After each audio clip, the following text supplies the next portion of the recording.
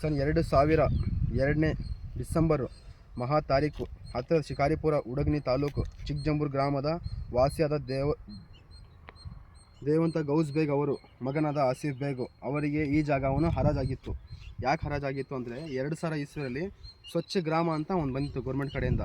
ಆ ಟೈಮಲ್ಲಿ 1 ಲಕ್ಷ ರೂಪಾಯಿ ಹಣ ಕಟ್ಟಬೇಕಾಗಿತ್ತು. ಯಾರಿಗೆ? ಗೌರ್ಮೆಂಟಿಗೆ.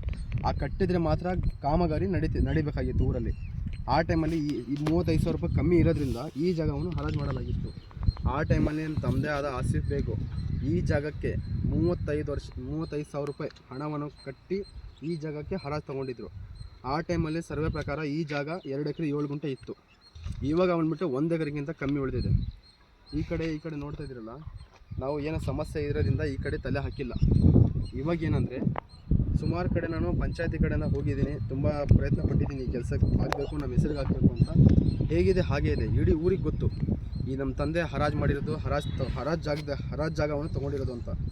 ಒಂದು ಚಿಕ್ಕ ಮಗುವಿಂದ ಒಂದು ದೊಡ್ಡವ್ರಿಗೂ ಗೊತ್ತು ಈ ಜಾಗ ಯಾಕೆ ಹರಾಜಾಗಿತ್ತು ಮತ್ತು ಈ ಜಾಗವನ್ನು ತೊಗೊಂಡಿದ್ದು ಯಾರು ಅಂತ ಎಲ್ಲರಿಗೂ ಗೊತ್ತು.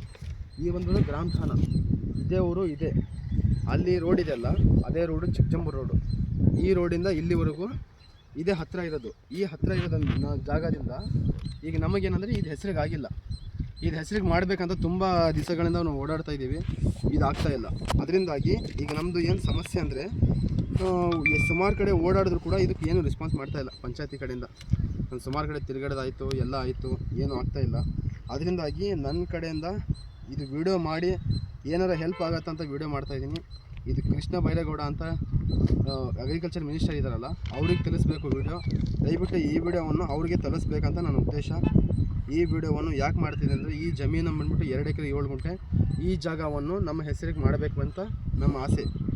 ಇದನ್ನು ನೀವು ಮಾಡಿಕೊಡ್ಬೇಕು ಅಂತ ವಿನಂತಿಸ್ಕೊಳ್ತೀನಿ.